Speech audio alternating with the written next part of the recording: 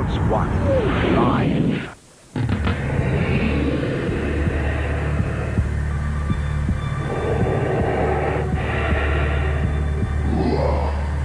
Super League on Sky is sponsored by JJB Sports.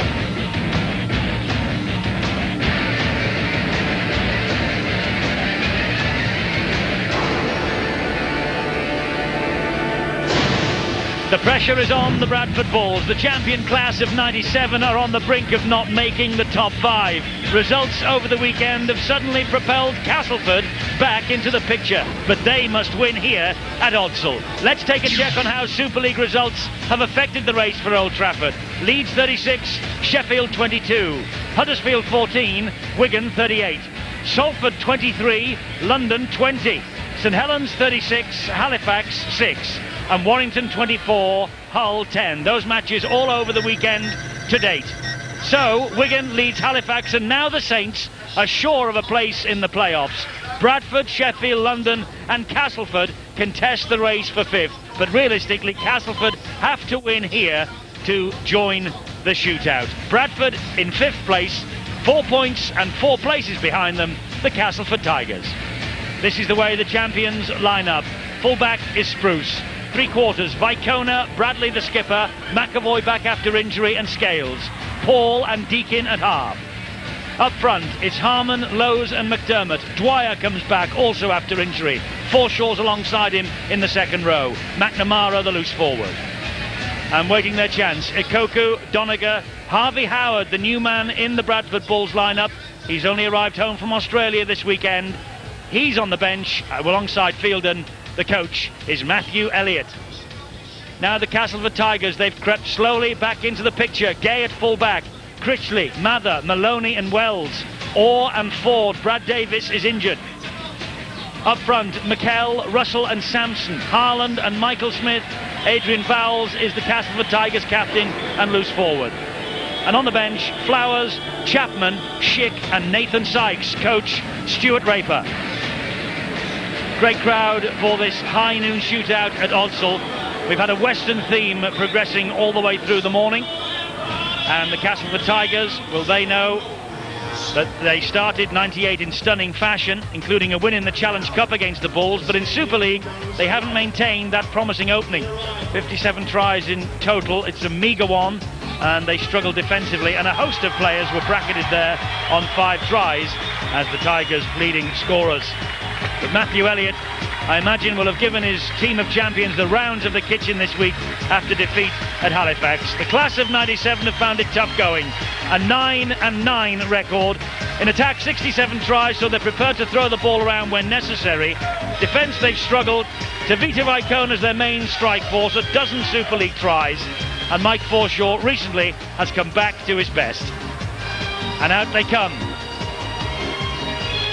The Bradford Bulls to a traditional now welcome here at the Odsal Stadium. And that's the high noon theme that we've had running throughout the course of this day. And Steve-O, this really is almost the gunfight at the OK Corral, isn't it, for a place in the top 5? Certainly is, and of course Castleford, they are buoyed by the results over the weekend, and so will be the Bradford Bulls. But Castleford know they've got a slim chance of maintaining that 5th position. Bradford, of course, if they win here today, it will give them breathing space to the end of the playoffs. And what a big match for this man as well, Stuart Cummins. What depends on the early openers. First 10 minutes will be crucial. So Stuart Cummins is ready, blows the whistle. McNamara kicks off. We're in progress here. A shallow kick-off. The Bulls looking to collect it from their own kick-off, and they've managed to do that, but the referee will bring them back for the knock-on against Graham Bradley, I think it was. Well, it was a good option. It was definitely knocked back, and you see that Bradley couldn't take hold of it. Got a nice little shoulder by Dean Sampson as well for his troubles. Wasn't too impressed either, the Bradford skipper. Mike Ford disappears under that challenge. Stuart Raper will look to Ford to try and sort things out in the Bradford attacking lineup here today, with Brad Davis out injured, only rated a 70-30 chance of playing against, that is, yesterday, and Davis failed the late fitness test. This is the way it's gone though in head-to-head over the years, and as you can see, Castleford have got a much better record than Bradford have, but here at Odsal it's slightly different story. It's a penalty now to Castleford on halfway. Harmon, I think it was, picked out for flopping. Not only that, there was 3 at the play the ball area, and several players that Stuart Cummins could point the finger at for being offside. Harmon leading the way. Well, early pressure for the Bulls. Yes, just what they didn't want really. They wanted, I think, to get off to a brisker start than this, but at the moment they're having to defend the third set of 6 that's going to go against them. It's Richard Russell in at dummy half, and he finds Mike Ford, who in turn gives it to his captain Vowles, or then gets the pass away. That'll be, well, this is interesting. It's a forward pass has been deemed, is it, or is it a penalty? Well, I don't know why that is. It appeared to me that Bradley took out the man without the football. Well, that has me totally confused. I think Castleford were offside. I'm not sure what the signal was from Stuart Cummins, to be fair. But anyway, Bradford, for the first time, will have the use of the football. Well, Castleford were in possession of the football, and it appeared quite clear to me that Graham Bradley took the man out without the football. Deacon gives the ball to Forshaw, and Castleford were deemed by the referee apparently to be offside at the play the ball. Now they're offside at that play the ball inside the 10. Well, it's about a metre away from the official, and you can see that 4 or 5 of them were well and truly in front of Cummings. Well, a shaky start from both sides and the referee. Well, needless to say, from that range, Steve McNamara has the option here of going for the 2 points.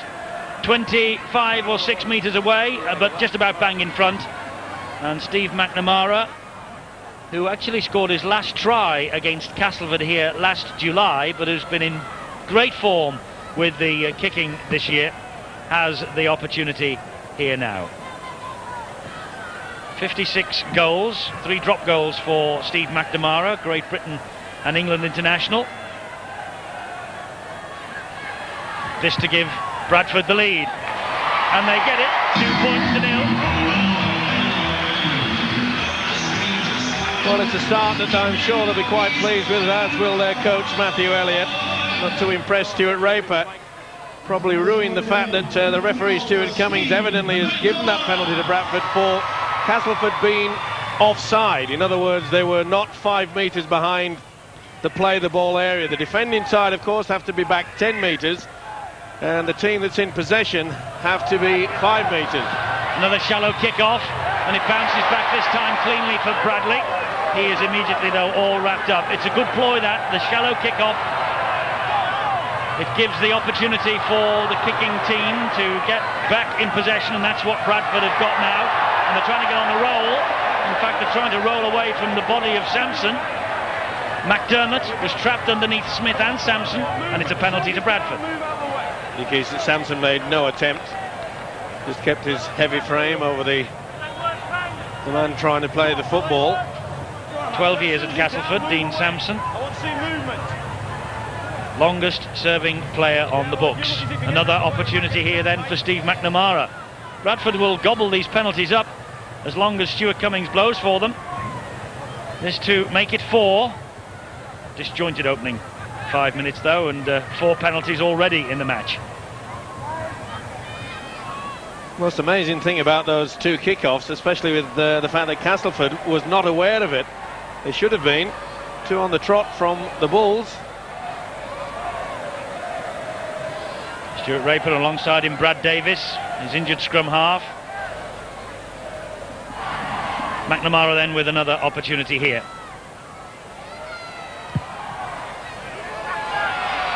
Looks like he might be in form with the boot today, Steve McNamara. That's 4 points to nil then. The champions ahead after just over 5 minutes. They'll be pleased with that. Well, it's been classed as a high noon shootout. And the man that's just about to restart the game will be quite happy, as Eddie has just mentioned, to be given the opportunity time and time again. Will this be the third one? I think it is. Yes, it is. Up it goes. And again, they come up with it. That was a knock-on there by the number 4, Barry John Mather. Well, he's the tallest man on the field, Barry John Mather, and you can see that he was in no position to knock that back, and that's what they should be doing. Bradford anxious to get on a roll here and get a good start to this match. They have gone through the horrors recently, 4 defeats in their last 5. So they are desperate for the win here to put a little bit of daylight between them and the chasing pack. Bradford, remember, in 5th. They want to cement that for a place in the playoffs. McNamara to McAvoy. Good driving run from McAvoy. Good tackle from Maloney. It had to be as well. Here's Harman. Harman turns in the tackle but is all wrapped up by Lee Harland and Adrian Voles. Lowe's to McNamara. He slides the kick to the in-goal area and it's too deep. Far too deep in the end. Interesting to see these in-goal areas on this occasion. A couple of weeks ago we were here at Otzel and they were very narrow indeed. Obviously Matthew Elliott, the Bradford coach, deciding that more to their advantage to have them wider. Not surprising when you've got the likes of young Paul Deacon and the loose forward Steve McNamara. They're very good in the infield kicking department. There's a flop. A flop against Harman. There's a tackle completed. Harman had no real need to join the fray. Well spotted by the official Cummings.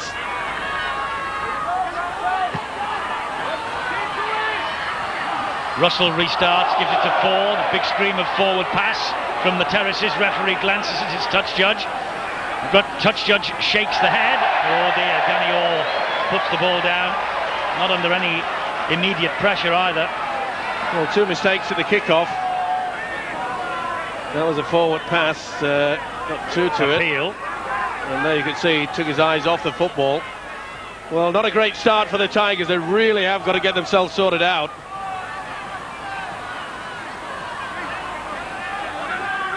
That's John Scales. Paul Deacon is the dummy half. Here's Bernard Dwyer. Matthew Elliott, I know, delighted that Dwyer is back. 2 handling errors for Castleford, just the 1 so far for Bradford. This is Lowe's again. Good run from Lowe's this time. Better run! Down the touchline, support inside from Spruce. Oh, that's easy. That's a great try for the Bradford Bulls. Spruce scored it, but put it down to great work down the blind side by James Lowe's.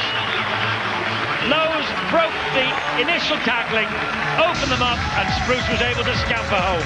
Superb run around, they used the dummy runner, it was Deacon coming back on the inside. Maloney went far too high, Tony the blue forward ball, back on the inside, just as the fullback should always do. That is a tremendous effort there by Spruce. Tremendous stuff. There's a run around, see how he just fends away. Great effort from the hooker. He's back to top form, so is the fullback, Stuart Spruce. Well, I tell you what, we've often criticised the Bradford coach, Matthew Elliott, for not changing his tactics. Well, he's certainly got it right so far. 80th career try for Stuart Spruce. 3rd successful kick of the morning for Steve McNamara, and Bradford ahead 10-0. There you see the dummy runner coming through, and it'll get on the second one coming round on the angle, which is Lowe's, shifts the ball away.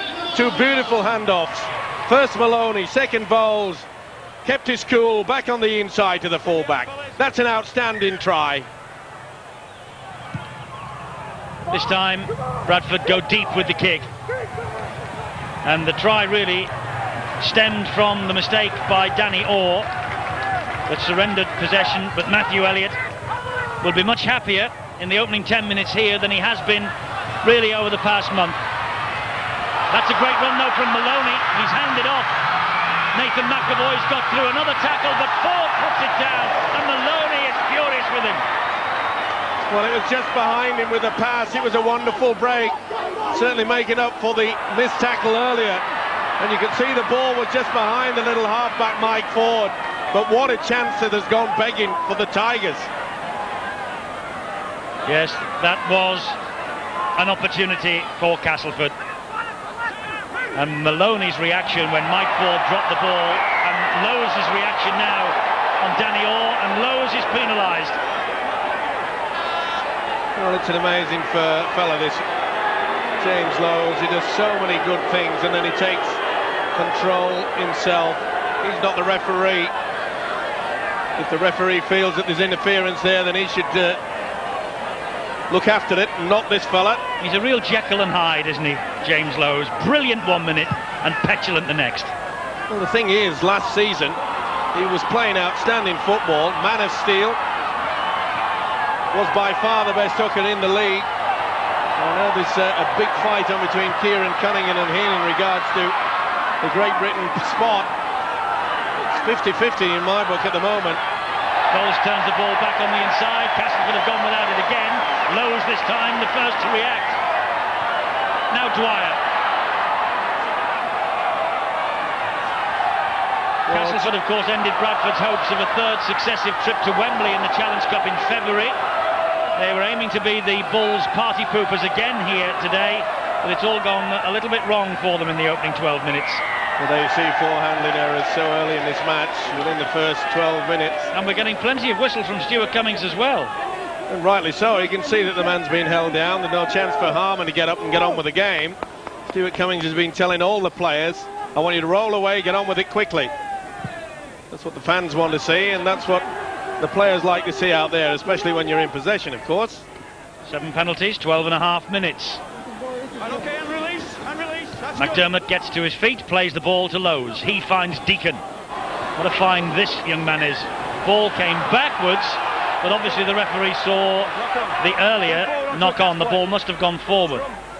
Well, took a big knock there as well, trying to duck underneath the swinging arm.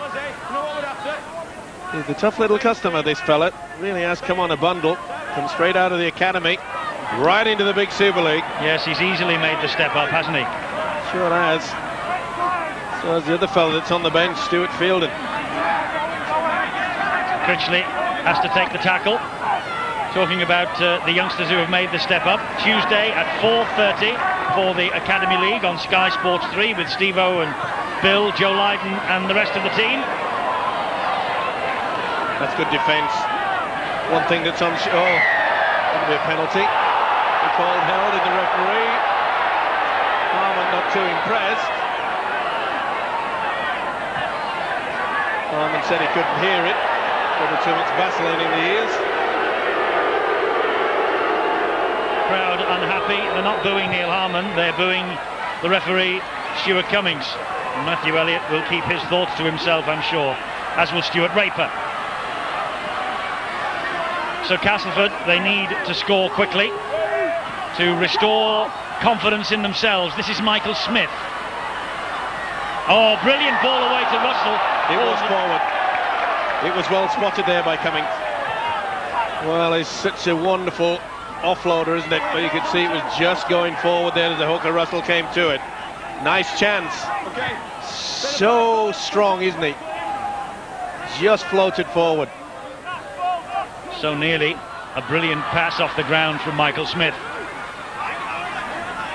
3 tries in his last 5 for the big Castleford man. There he is, number 22, now doing the defensive work on Tavita Vaikona. Robbie Paul was the dummy half then. He gets it away to McDermott. Robbie Paul now will scamper away. Buzz around this stadium whenever he has the ball in his hands. Well, this is probably the best start that the Bradford side have made for quite some time. Harmon drove that in up towards halfway. And he gets to his feet and shakes his head. He wanted the penalty then. Oops, that's a knock on by McAvoy. Nathan McAvoy back in the side after injury, after his big money move from Salford. Just play on as well. Big opportunity there for the young centre. Amazing Nathan McAvoy, Steve-O. Before he arrived here, he played 52 consecutive matches for Salford.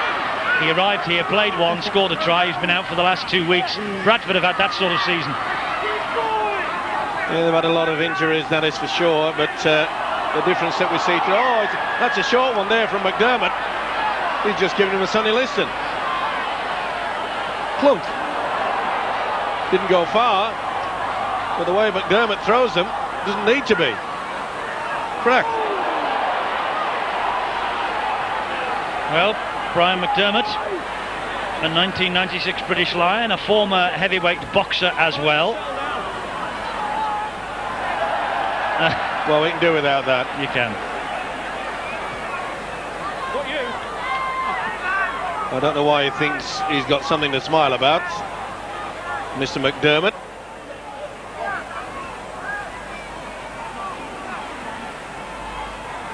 So Danny Orr with the penalty. Kicking duties in the last 3 games. He's got 10 goals now. 20-year-old. Runner-up to Lee Breers of Warrington in last year's Young Player poll.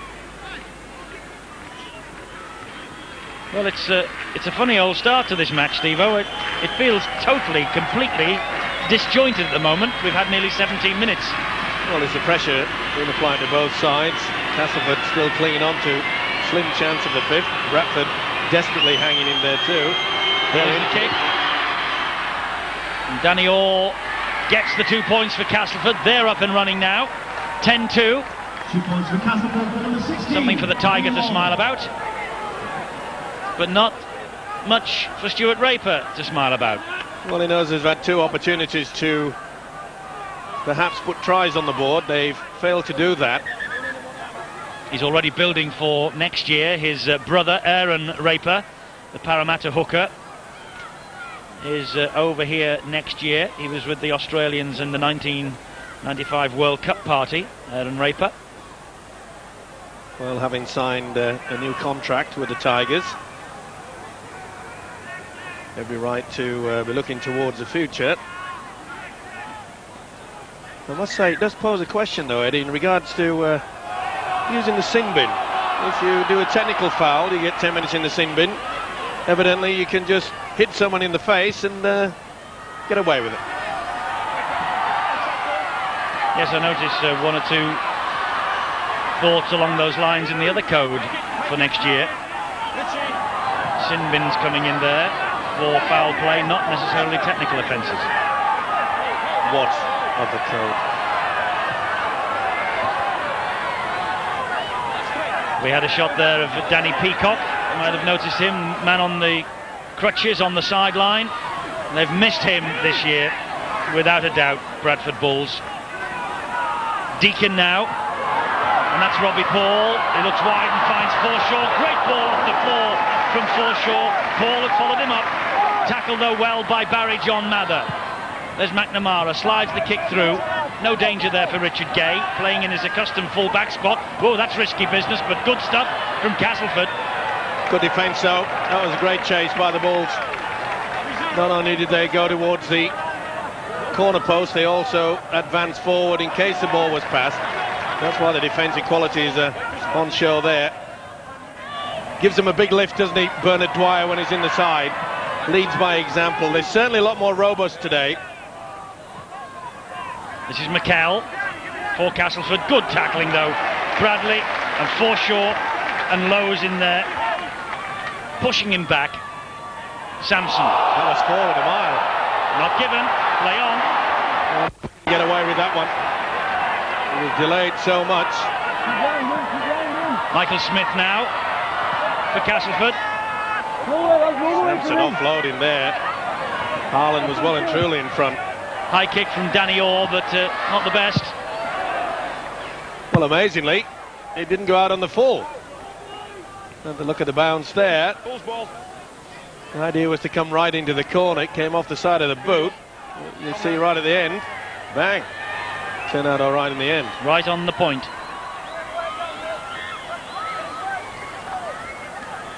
So the scrum forms.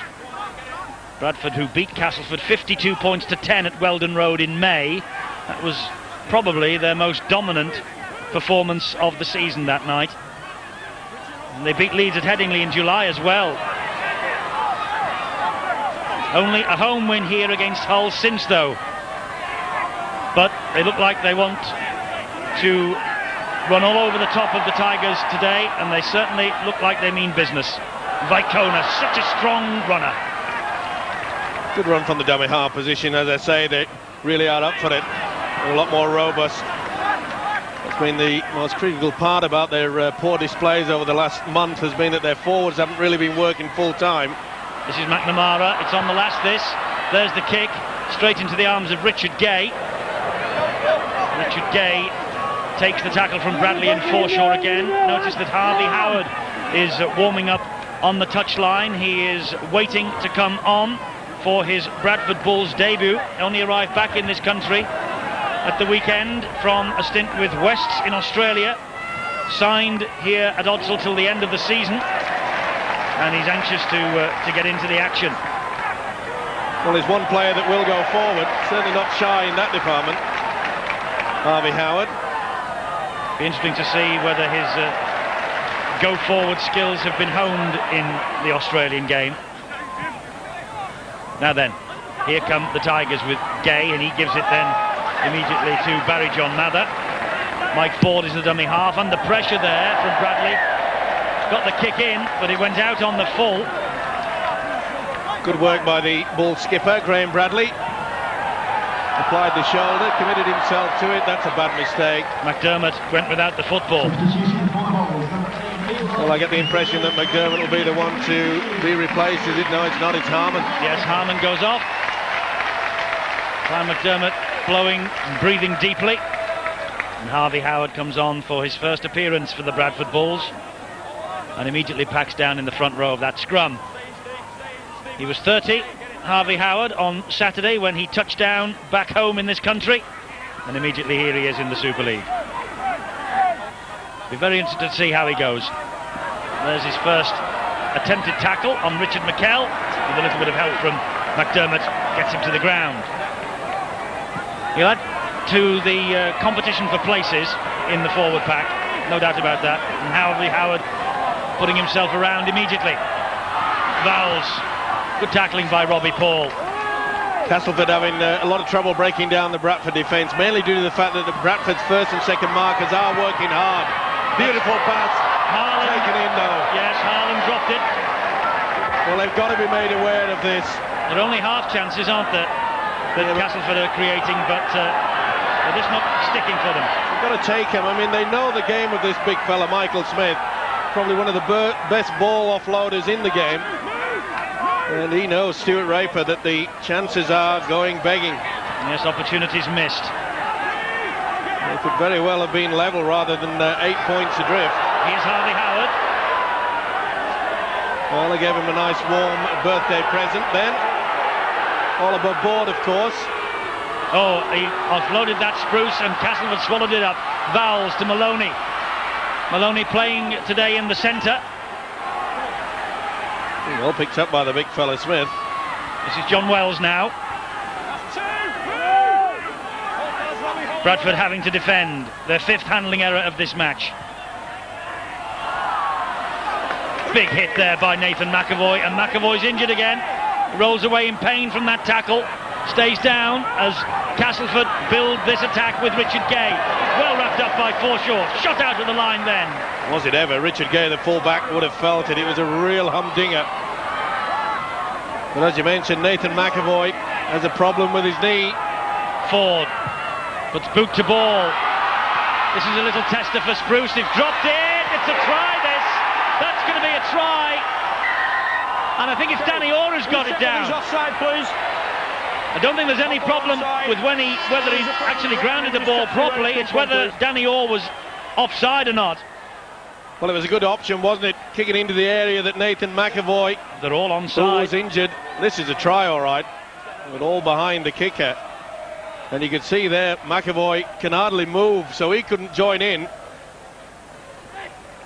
bobbled around. Now, did it come off a Castleford player here? No. Oh, I think it might. I think that might be offside from Maloney. I think Maloney had the last touch. Well, then this could be not given. It is. Video referee looked at it differently to yourself, but certainly Maloney was involved there, wasn't he? Whether Danny Orr was adjudged to have simply taken the ball himself. Let's have another look. Well, it was a beautiful kick. Yes, Ford gets plenty of height on it. You can see McAvoy, he's useless there, the leg's bad, and I think that Maloney got a touch to it. See better here. They both go for it. Danny Orr goes up, comes off Spruce, so that's the first knock on. That's what it would have been if the try wasn't given. It touches Maloney, but do they touch at the same time? Oh well, 50-50. Yeah, Danny Orr caught that first. We've had a discussion about simultaneous touches of the football many times this year, Steve-O, and if I remember rightly, one of them on this very ground. I think Stuart Raper happy enough now with that. I think you agreed with me as well that particular year, or was it a century ago? Danny Orr in great kicking form. It's Danny Orr 8 and Bradford 10 at the moment. Well, it just shows you the experience of Mike Ford. Realised that McAvoy was injured. He would be here on the right. There you see him trying to hobble back, but they made a right meal of it, didn't they? Spruce and the winger Scales, and we just got it there at the same time as Francis Maloney. Either way, Orr will take the fort. Smiles all round for Castleford. Yes, smiles all round for the Tigers, who are back in this. 10 points to 8. Nathan McAvoy withdrawn and Abi Ikoku comes on. But John Scales has been a bit dicky under the high ball recently, and I'm sure Stuart Raper picked that up when he watched the videos of the Bradford Bulls recently. So Bradford in a fight again. 26.5 minutes gone. Castleford have clawed their way back into this match. And this is Bradley, the Bradford Bulls captain, who retires at the end of this year and wants to go out on a high with a visit to Old Trafford for the grand final. Lowe's now with a good run. Tried to offload the pass, but Castleford Head-high tackle. Pinged for the head high. High tackle. And you see Barry John Mather, left arm going straight in the face of the hooker James Lowe's. He tried to get the ball offloaded out wide to Bradley. Nice Tony, second 10. Far too high there by Barry John Mather. Making his 100th appearance in the British game today, Barry John. And we'll be off to Sale Rugby Union at the end of this season. Just 1 year with the Castleford Tigers. Lee, I'm going to do it. Deacon to McDermott. Good strong defence from Castleford, but Bradford in the red zone. Deacon to McNamara. Back it goes then to Robbie Paul. He was almost through. It was a good tackle there by Maloney and Vowles. Here now is McNamara again, finds McDermott. Oh, big hit there. Richard McKell really set him up. Lowe's back to Dwyer. Dwyer trying to plunder one. Flicks it back to Robbie Paul. Paul trying to twist and turn. Just held up so close to the line. Robbie Paul, last tackle here for the Bradford Bulls. Lowe's spins it back to Deacon. Deacon dabs it through. Well, there's nobody there, only the Castleford defenders and Richard Gay. But as Richard Gay knocked on, Stuart Spruce immediately appealed to the referee. Well, it was a nice little kick through there by the youngster Paul Deacon, and he did juggle it with the fullback Richard Gay. A bad mistake. This is the sort of thing you don't need when you fall back when you've just absorbed 5 tackles. Well, he's only just re-established himself recently in his favoured fullback berth, has Richard Gay. Make the line, make the line. Ikoku, dummy half. Dwyer now. Oh, Dwyer loses it. Richard Gay claims it in this time. No advantage, so the referee will put the scrum down on the 10-metre line. See the impact yet again. There's some bone-crunching tackles being put out there. Usually pretty safe in the handling department is Bernard Dwyer, a real workhorse. In the World of Super League this week, we had Matthew Elliott, who was saying that you'll see a different side from Bradford with the inclusion of Bernard Dwyer. Francis Maloney's on his way to the blood bin.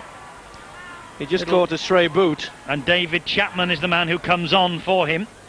He hasn't played since the road game against Warrington in Cardiff, David Chapman, but here he is now getting his chance once more. This is Richard Gay. They're all offside. Never made any attempt to get back to 4-10. Crowd don't like it. But the referee spot on. 2, 4, 6, take your pick. And they all included themselves into the tackle. Well, they've just gone off the boil somewhat of the Bulls after an enterprising start.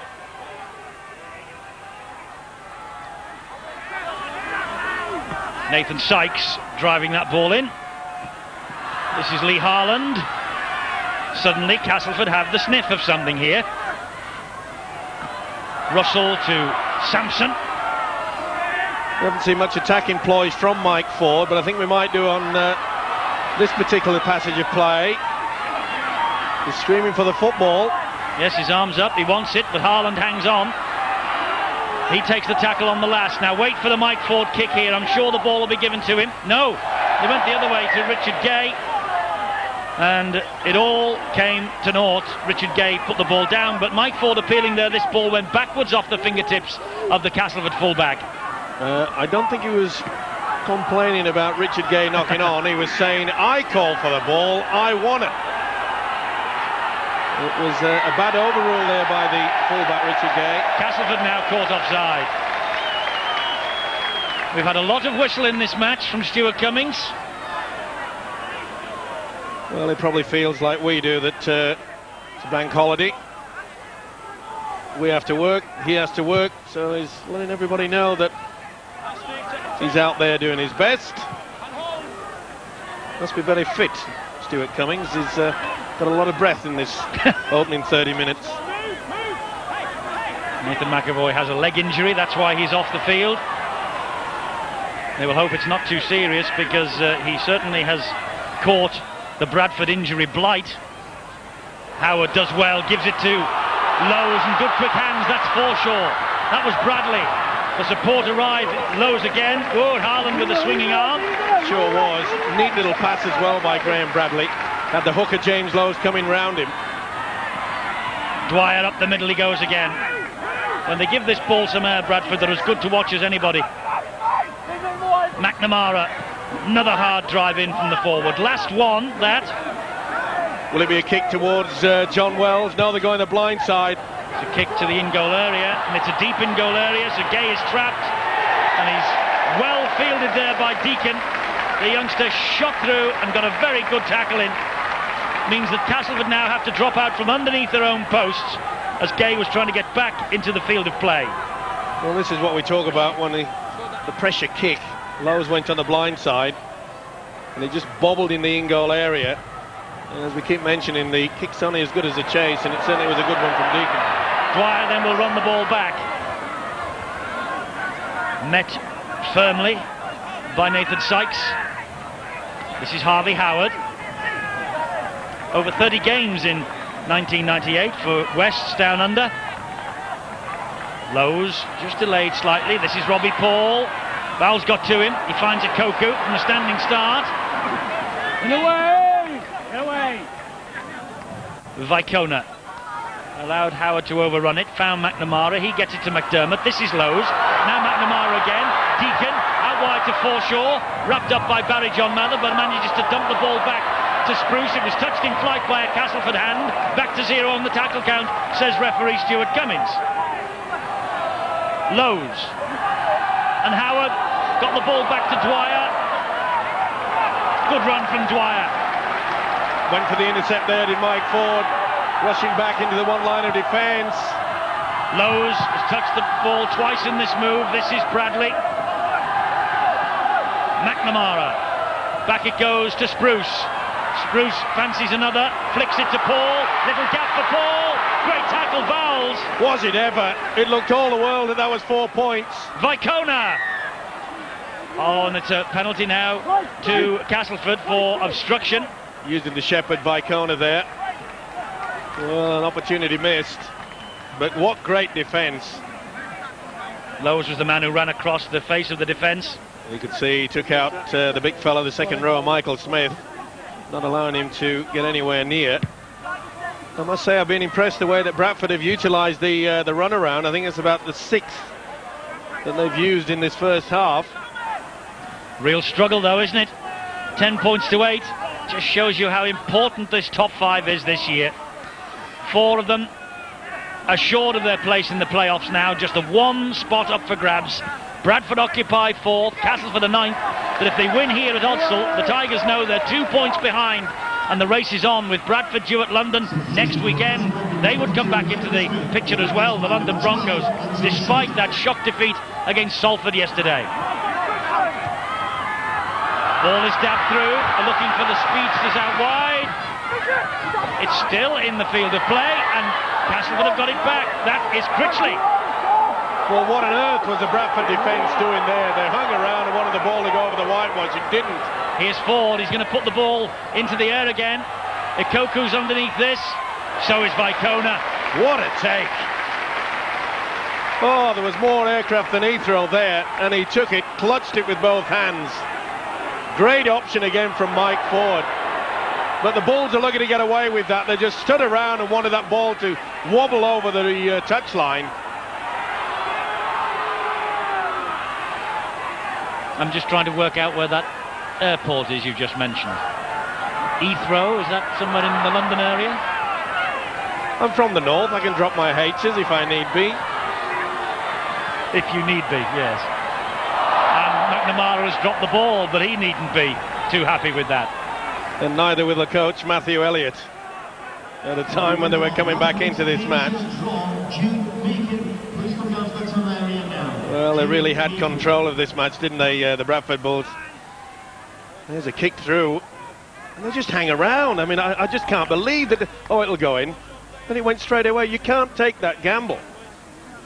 And they nearly paid the price.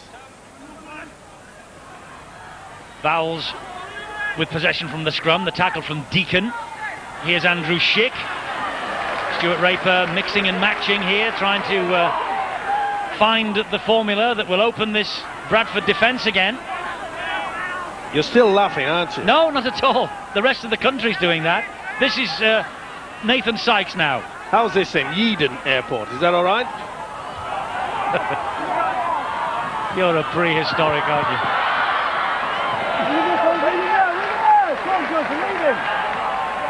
You're going to pull me up now for Leeds Bradford, it's called. Thank you. Well, it used to be Yeadon. That's where it's at. Vicona does well. Well, I think he did most of his training on some airport there, because Vicona yet again so confident in taking those high balls. It's a good option though by the Tigers. Vicona. And full credit to the Tigers for getting back into this game that looked as though it was slipping well away. Yes, at 10-0 down, they looked well in trouble, didn't they? But they've dug deep, shown a bit of character, and that's what Stuart Raper was hoping for here. He said that we've crept slowly back into the picture over the past few weeks.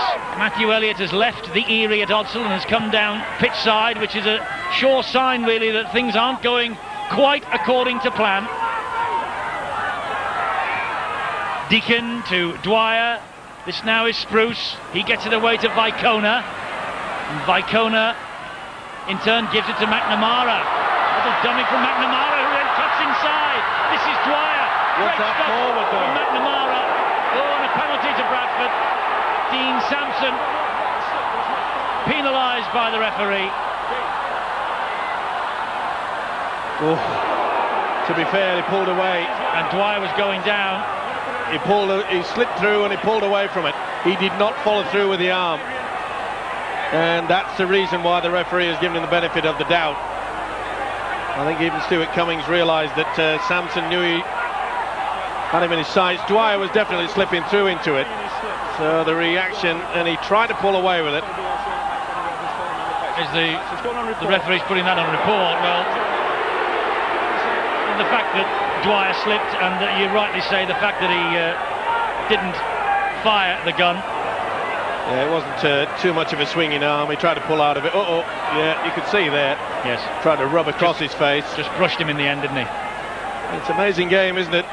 We saw McDermott just fire a 2-foot shot into somebody's jaw. Everybody says, oh, well, that's part and parcel of the game. No sin bin. He goes and reports. So they'll look at that later this week, see if there's a case to answer. Well, they might look at it later today, actually, because the disciplinary meets tomorrow, doesn't it? Tuesday. Last minute of the first half, no wonder McNamara fancies the 2 points on offer here. Put a little more daylight between them and the Tigers. And he does. Maintains a faultless record with the boot. 12-8, Bradford Bulls over the Castleford Tigers. The Bull and the Tiger having an argument now. I don't know much about an argument. I think he's trying to get him riled up. Maybe wants a square dance, as we're in the Western theme. But Steve McNamara, faultless with the boot. Another short kick-off. Again, they put it down, Castleford, but he reacted well then, Mather. Tallest man on the field. He dropped on it. Well, he poked it out of the air and it just bobbled a little bit and got it on the second chance. This is Critchley. Now Wells trying to go round by Kona. Can't do so. There's the half-time siren. 12 points to 8. Bradford Bulls lead by Kona. The main strike force been kept pretty quiet by the Castleford Tigers. But the supporters here at Odsal see their team take a 10-0 lead. Castleford claw it back to 10-8, and McNamara's penalty goal right on the stroke of half-time gives us a 12-8 scoreline. A try apiece. It's the goal kicking of McNamara that has edged the champions ahead.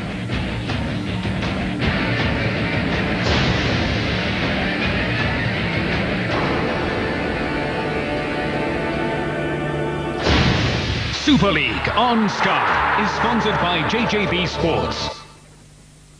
When I grow up, I want to be the Prime Minister.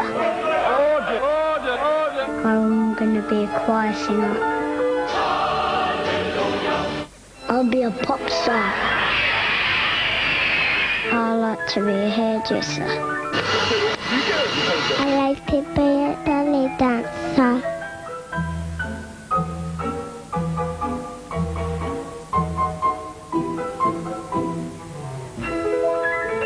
See the finest players at work in a new season of Ford Rugby Union beginning Saturday at 2 with Richmond versus Newcastle. Live on Sky Sports 2. I'm going to be a rugby commentator. Puma and JJB Sports bring you the Roots of the Game competition, a fantastic chance to win thousands of prizes. Make sure you're a winner with Puma at your local JJB Sports store now. From double glazing, crazy paving, everyone's saving for everything they're craving. New car, used car, van that's second-hand, small boys toy car, tall boys home bar. Nationwide really knows how to make your money grow. Everyone's saving for rainy days and sunny days. For CDs, TVs, PCs and videos, everything for exercise, all you need for buy-buys, water beds, daughter's beds, all for poster, crockery, cutlery, cooker and toaster, old extension causing tension, holiday on Costa Brava, Costa, lots of saving harder. Number 8 anticipates forthcoming weddings, next door neighbours, wives in labour, university anniversaries, meanwhile mum smiles at a new nursery. Whoever you are, whatever you want to save for, it pays to decide nationwide.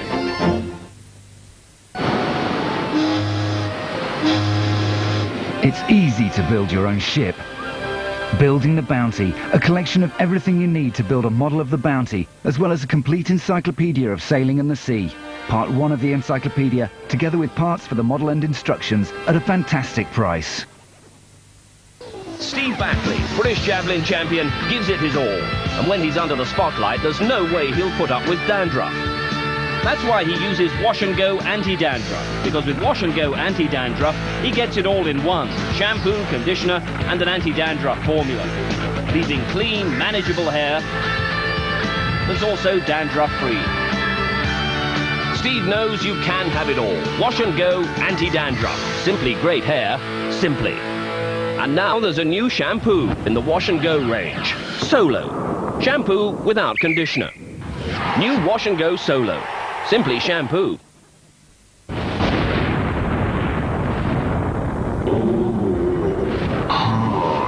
Burn. Jumping acid. Burning. Fire.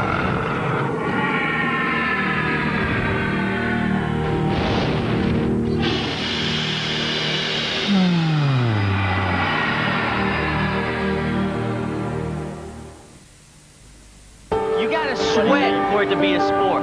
Come in, sweet time!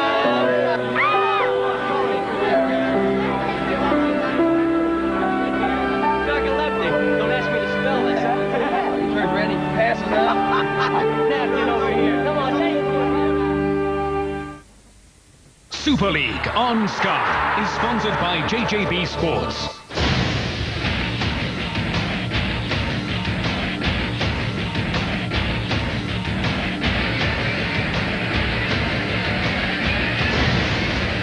More live horse racing coming up for you this afternoon over on Sky Sports 2. The Winning Post brings you action from Newcastle, Warwick and Ripon. That's from 2 on 2.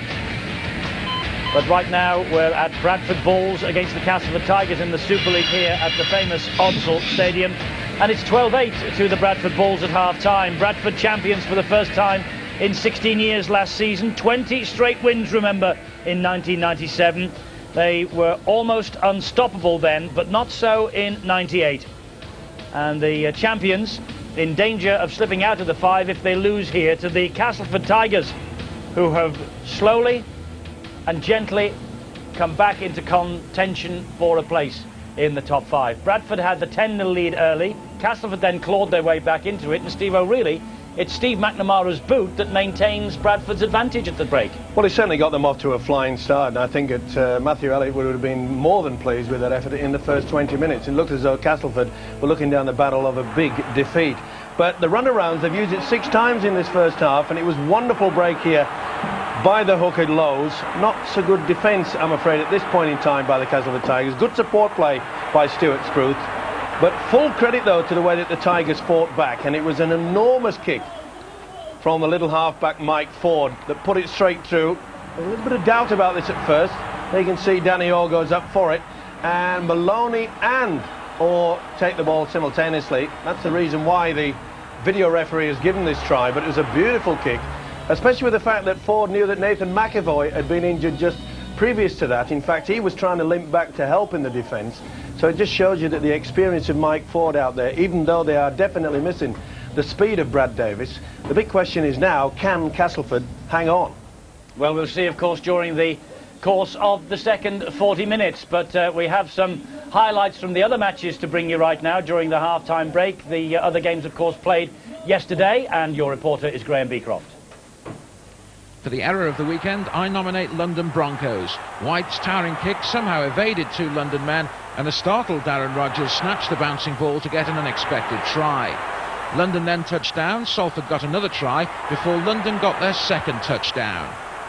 Edwards and Gill eventually finding Rob Smythe for a superb 80-metre effort. Edwards got another try to put the Broncos in front, and then Crompton was sent off. But the 12 men won the game. Hume, Blakely, Randall and Naylor finding Paul Heighton.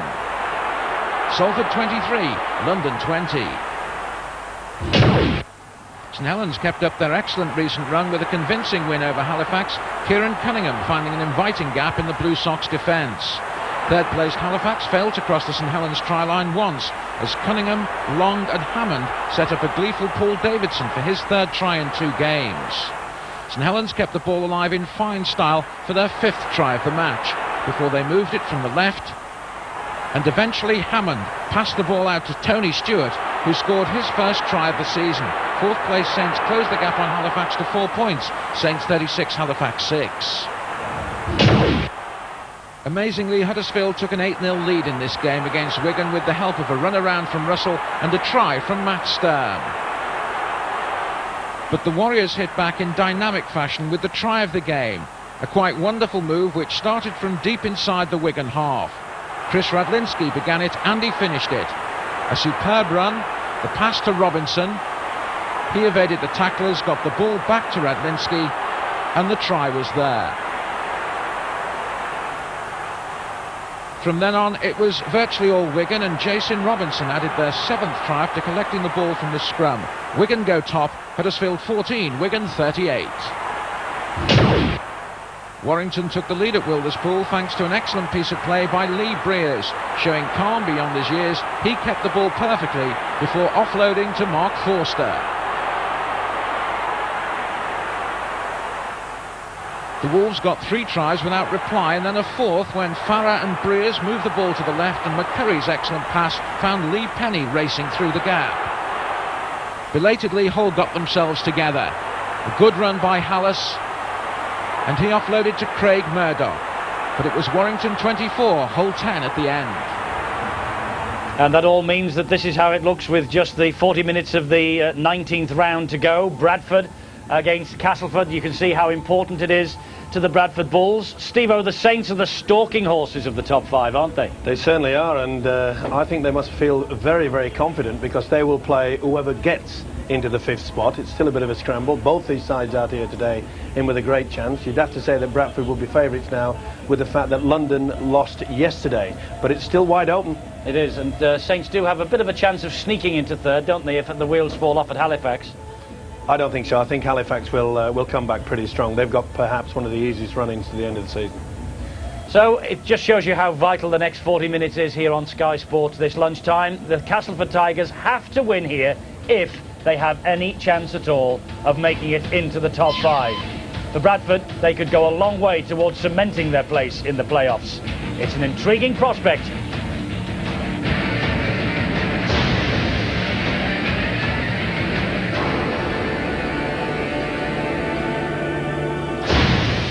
Super League on Sky is sponsored by JJB Sports. Jerry Fletcher's paranoid. He sees conspiracy everywhere. You're telling me that NASA is going to kill the President of the United States with an earthquake? Now someone wants him dead. This is my newsletter. I must have hit a nerve with one of those articles in there. And she's the only one he can trust. Can you prove any of this? Absolutely not. Mel Gibson. You must think I'm crazy, huh? Julia Roberts. I'm going to find him because he'd find me. Conspiracy Theory tonight on Sky Box Office 1.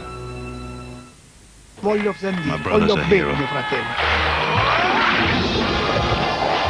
Everybody loves him.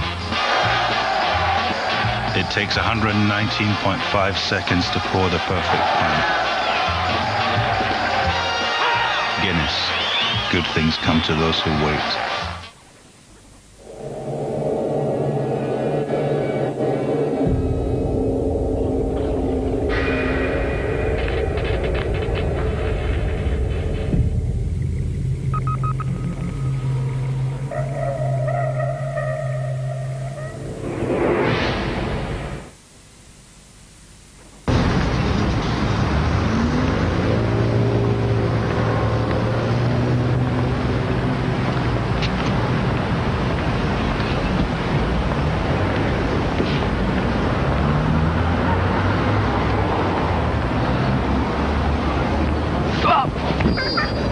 Unlucky day? Tell someone about it. First of all, I was late, and then while I was running down the street, I slipped into... BT, it's good to talk.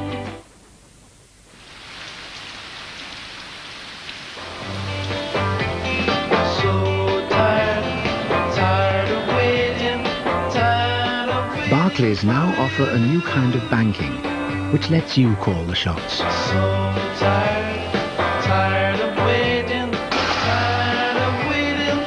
Home banking from Barclays, a bank that lets you choose how to bank.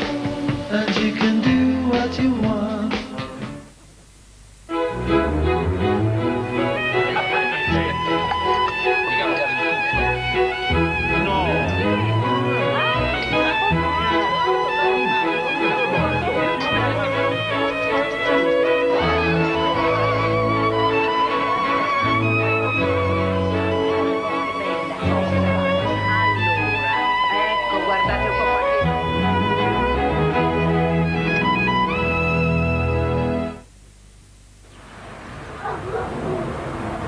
What matters to me is, even though I love me old bike, I don't want to smell like it. Personal Performance gives clothes an unmistakable line-dried freshness. Because it matters. Coffee smells good. It does, doesn't it? And it tastes sumptuous. Would you like some? Yeah, please. Help yourself. Decaffeinated gold blend from Nescafe. Deny yourself nothing. I'll bring it back. Puma and JJB Sports bring you the Roots of the Game competition, a fantastic chance to win thousands of prizes. Make sure you're a winner with Puma at your local JJB Sports store now. In their eyes, a new beginning. On the horizon, a vision. Where desire is fulfilled, and only the fearless tread. The chosen few face the countdown to Euro 2000. Sweden versus England, a European Championship qualifier. Saturday, 4:30, Sky Sports 2. The future is now. Super League on Sky is sponsored by JJB Sports.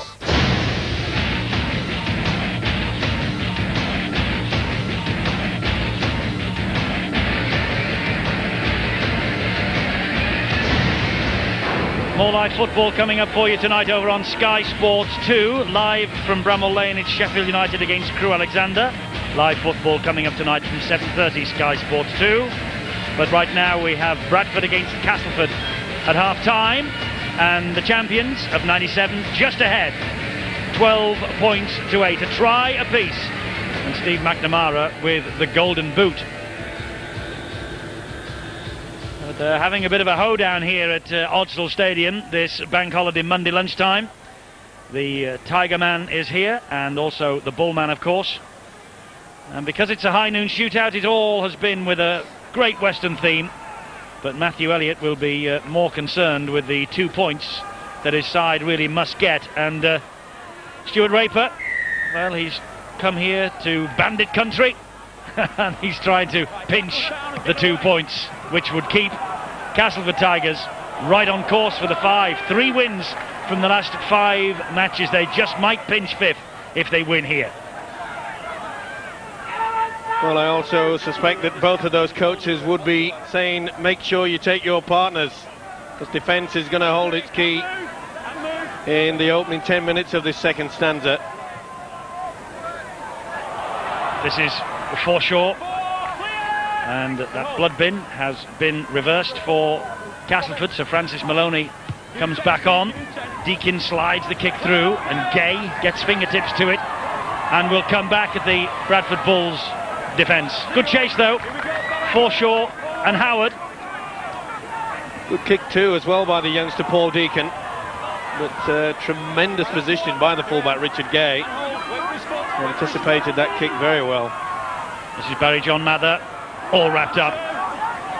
Scales and Harvey Howard. Certainly the appearance of Harvey Howard in the Bradford Bulls dressing room will beef up the pack, Steve-O, and will add a little bit to the competition for places in the latter stages of this season. Well, that has been one problem that Matthew Elliott, their coach, has had to endure throughout this season because of those injuries, that not a great deal of fighting for particular spots, so therefore they can become a little bit lacklustre in their approach to the game. McDermott and Howard almost tackled themselves then when they went for Nathan Sykes. All with the kick through. Vicona played it with the foot, so it's all on, and great chase from Castleford, led by Maloney. Well, both sides heeding the words of wisdom from both coaches. It's a good start, this, from Castleford. They're swarming around the Bradford Bulls. Vicona almost was through. Harlan got back with the second effort.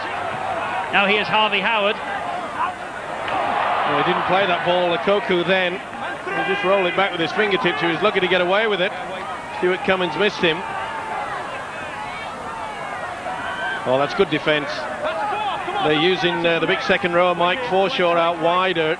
The Bulls, but he's been well attended to. So's this guy as well. Bradley went down in the tackle. Paul was hunting the pass on his left-hand side. Lowe stabs it through, and stabs it through again. And a tumble in back play. Penalty to Castleford. Offside. Bradford were hunting the penalty themselves. Back to his best though, Lowe's. That was an ingenious little kick through, but you could see that McNamara was in front of Lowe's when he made contact on the second occasion. Yeah, so was Spruce as well. Keep going, Robbie. Well, penalty to Castleford relieves the pressure on them. Well picked up by the official there. It's a pretty tough game for him out there. They're desperate for those 2 points either side. Yeah, so much at stake. And as I mentioned just before half-time, that Castleford feel pretty pleased with themselves the way that they fought back from 10-0 deficit down. Well, I wonder what Castleford's coach Stuart Raper and Matthew Elliott, the Bradford coach, was saying at half-time. Angela Powers. Well, both sides, both of these coaches, Matthew Elliott and Stuart Raper, feel that the second half will be more like a game of chess than a game of rugby league. They've both got to play out their sets of sits, and Castleford have been a little bit surprised at that short kick that Bradford were using in the first half, giving them lots of credit for it, of course, but we'll be wary of it in this next half. Matthew Elliott says he wants his players to concentrate far more. Half-time news then from the two dressing rooms. Interesting to see who scores first in this second half. Might go a long way towards deciding the final outcome of this match. Castleford offside at the play the ball. Well, again, Ikoku could have been penalised. Now, the rule states that once you've been tackled, you've got to stand up and then place the ball down onto the ground, not as one flowing movement. And he has done that on 2 occasions. Castleford definitely word offside. 4 to 5 to select from, but he's running a fine line, is this substitute Abi Ikoku.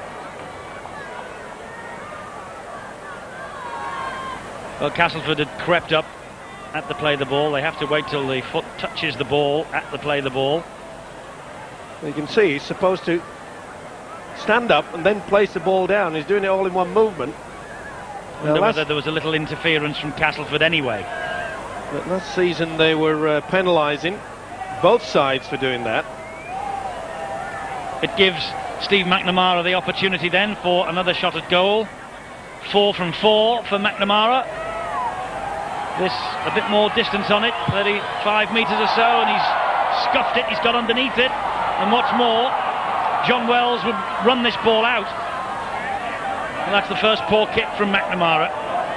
Just to say that he has the advantage of quite a strong breeze in the second half. He's duffed that one right underneath it, took the sand or the tee rather than the ball.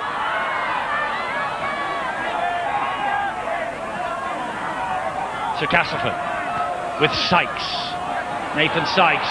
Oh, and he nearly offloaded, but then he saw the big figure of Harvey Howard coming back on his outside. Now Bradford are offside at the play the ball. Well, at least it's consistent. Mr. Cummings. Quite a few never made any attempts to come back to 10. Some made about 7, others made 8.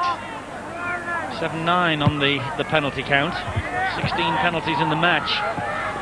It's creeping up, isn't it? It's not normally that high in Super League, with just 6.5 minutes of the second half gone, and a lot of whistle from Stuart Cummings. To be fair, both defences are wanting to get out of the blocks so quickly. It's a ploy that both coaches obviously would have told their players to get in, and there you see that's again good work from first and second markers from the Bradford side. Here's Barry John Mather, has to take the tackle. Now then, Russell gives it to Orr, looks for Ford with that typical scampering run. He finds Dean Sampson, who hangs on, shouts over his shoulder to his colleagues to marshal themselves. Here's Orr, kick is slid through, Scales is after that, and Scales can't get back into the field of play. It's a drop out from underneath their own posts. Good kick through as well, and watch Critchley come piling in there. Beautiful kick through there, and Critchley just hammers him over the in-goal area. Let's go. Going low. Scales would have felt that. See, that was great defence. Yeah, as soon as that ball-carrying arm hit the deck, tackle completed. Richard Gay on the first bounce. Thought about giving it to Andrew Schick, who have a run himself. Okay, move! And that's probably the reason. Came right into the brick wall called Forshaw. Second half just 8 minutes old or thereabouts, and Castleford with all the territory, but no points as yet.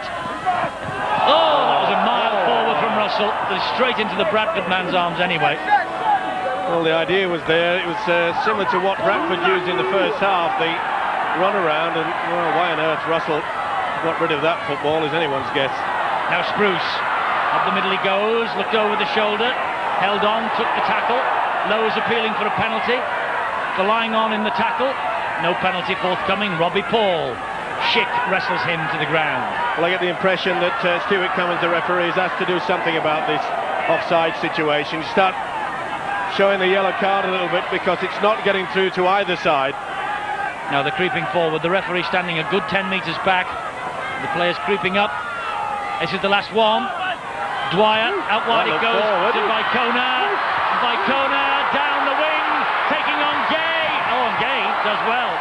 But is the movement finished? No, it isn't. Here comes Deacon. Out wide it goes then to Ikoko. Now it's finished.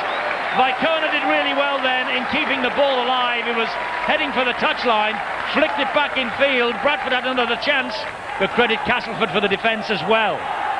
Well, I think Lady Luck was going the Bulls' way there on 2 occasions. It appeared to be 2 forward passes, but let's not take anything away from the run from this guy. Vicona is so strong. And how he got the ball back inside there before he went over the whitewash is anyone's guess again. Well, it's hotting up, and it needed to. Castleford will not be afraid of playing here. They will remember their Premiership tie here 12 months ago, that they won 25 points to 12. And here's Critchley taking on Scales, who grabs at him, and with help from Graham Bradley brings him down on halfway. This is Mike Ford now. Gets the kick in, and it just sighs its way almost to the touchline. It was forced onto the blind side there, mainly because of the defence moving up so quickly out wide. But it was a neat little kick in the end off the outside of the right boot. Just beats the fullback Stuart Spruce. Plenty of experience, Mike Ford. Yeah, he's got a good brain on him, hasn't he? Always thinking. It certainly is. It was a wonderful kick in the first half, realising that Nathan McAvoy had been injured, so that's where he pinpointed the kick into that centre position, and it proved to bring up the try for Orr. Bradford in possession then, knowing that they've won 4 of the previous 5 in Super League against the Castleford Tigers. In a real fight for the points here, though. Points that are vital to both sides. Spruce, but Maloney stuck to his guns well. Now here goes James Lowe's on one of those typical runs from dummy half. Good ground too. Needs a quick play of the ball and try to get the ball out wide. Now when you make the run like that from the dummy half position, it's better to make sure you get the link in progress rather than send a forward down the middle. This is McNamara, stabs it through, bodies all over the place. Bradford appealed for a penalty, and none forthcoming from Mr. Cummings. Well, they don't have to get out of the way, and I could think that Vowles had already committed himself into the tackle. But that's been a problem with the Bradford Bulls, especially in the second half, that when they do the run from the dummy half, we've seen it a couple of times from James Lowe's, that's when the link should be on, because Castleford's defence is on the back foot. The tackle from McDermott on Russell, for dummy half, Nathan Sykes. There we saw a great example of the first marker working overtime. On that occasion, it was Robbie Paul. Not a bad match on Friday. Sky Sports 1 leads against St Helens at Headingley. And then how about that next Sunday? London against Bradford at the Stoop. If Bradford win here, of course, it takes a little gloss off it. But if Castleford manage to win, my word, what a scrap that will be. Crowd are getting frustrated because referee Stuart Cummings is not penalising Castleford for what they believe is offside at the play of the ball here. Points vital, of course, to both these sides. Now they're offside. Fielden took the ball and took the challenge to them, and Castleford have moved forward far too quickly. Well, they're paying the price. I mean, some of them only went back about 4 metres. It's persistent offside, though, isn't it, from both sides? As I say, there's only one way a referee is going to get it through to the brain of these players, and that's bring out the yellow card. Oh, big hit there. Big run from Fielden, and Schick was in there quickly. To be fair, the youngster will bounce back up. He will. Now then, bit of space here for Bradford. McNamara to Vicona. He's got a man overlapping wide, but he didn't take the option. He took the tackle instead. Adrian Vowles with a good tackle once again. Dwyer, back it goes to Paul. Bounces in front of McNamara. He misses out one and finds Bradley, who steps inside. Challenge and two, gives it to Forshaw. Forshaw to Scales.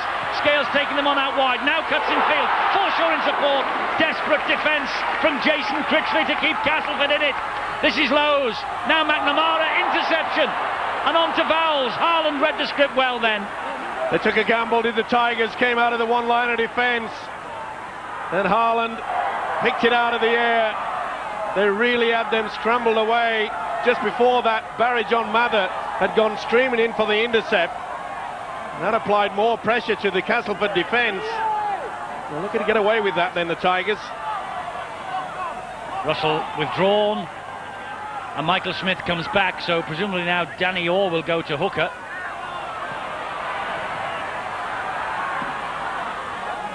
That's John Wells, tackled by Vicona. He picks himself up, plays the ball. Ford just delayed the pass. Orr kicks straight into the arms of Scales. Nothing kick that. Scales takes on Critchley and wins that particular battle, but can't get away from Mather and Orr. Poor kick, but Scales did well then. Made sure he came back onto the inner part of the field. Possession vital. As the Power said, both coaches said it'll be more like a chess match in the second half, and I think the side that tries to be a little bit more creative, especially with a kick over the top, when you've got a defence moving up quickly, just a chip over the first line usually brings about a break, if not a try. Now McDermott, little dummy from McDermott. Smith got to him though. I don't know whether Kasparov has as many bumps and bruises as these fellas will after a chess match. Here's Vicona, now Ikoku cutting in through two, flicks the pass back. McNamara's in support. McNamara's on his own, looking for the second phase of attack to come again. It wasn't there. Last tackle. Here's Robbie Paul. Paul slides it through. That's too deep. They're getting frustrated, Bradford. Well, this is the break. Lowe's just controlling things out wide there. Vicona being well watched. Ikoku fended off well. But the scrambling defence from the Tigers has been outstanding. And when they did opt for the kick, it was far too long from Robbie Paul. And I've got to get the impression that Bradford coach Matthew Elliott has to send the message out to Robbie Paul. He's done absolutely nothing in attack. He's worked overtime in defence, especially from the first marker. But he's the type of player that really you need to ensure that you get these two vital 2 points. Yes, Robbie Paul needs to sparkle for Bradford Bulls, doesn't he? And he certainly did that in 1996. He doesn't appear to be taking on the defence, does he? And that's the second time Castleford have used that move, where the dummy half just straddles over the top and the second man comes through. It's quite legal, of course. It's an old ploy, but it was well spotted, wasn't it? Michael Smith, he bounces away from two, and luckily for Bradford, Mike Forshaw was there to get him down. He didn't play that, he didn't. Smith. There's a lot of that creeping back into the game. Vowles, good hands. This is Gay. Richard Gay wrapped up by Ikoku and dumped to the ground. Last one for Castleford. This is where the big kick should come. It might now, because it's with Orr. Orr's chasing the kick as well. Underneath it, Spruce. Good full back. Took it well. Danny Orr put him under a lot of pressure. Now the pressure has been relieved because they weren't standing square at the play of the ball. You can see Danny Orr never made any attempt to get back as soon as he got involved with Vicona. And there again, the Bradford, you see, trying to get on with the game. That's okay, nothing wrong with getting on with the game, but they've got to do it within the laws of the game.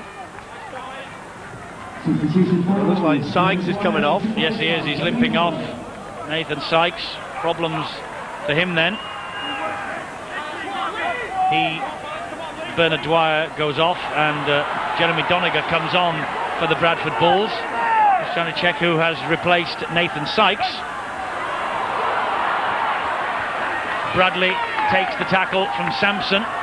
Bradley was on almost all fours as he played that ball as well. McDermott to Lowe's, and it bounces off Lowe's, but the pressure from Castleford being applauded there by Michael Ford.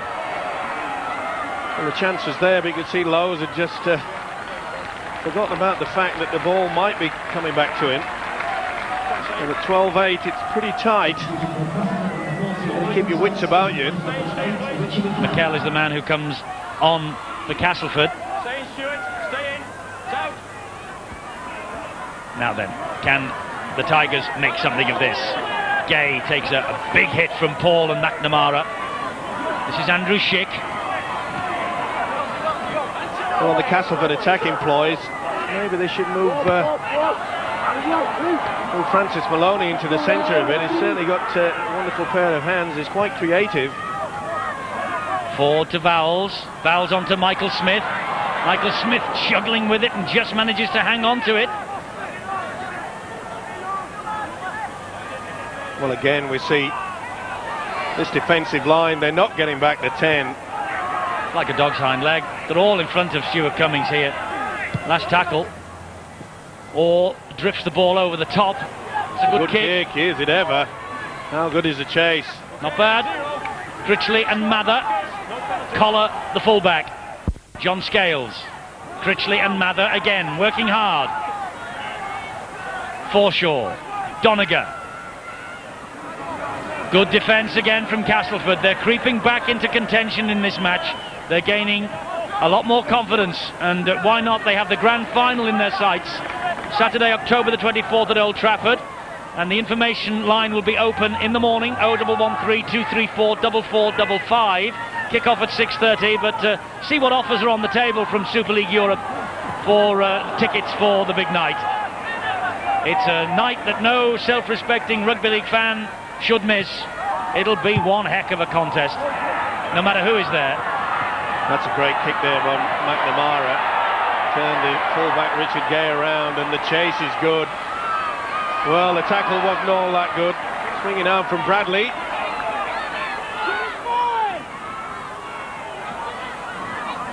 Here's Critchley again.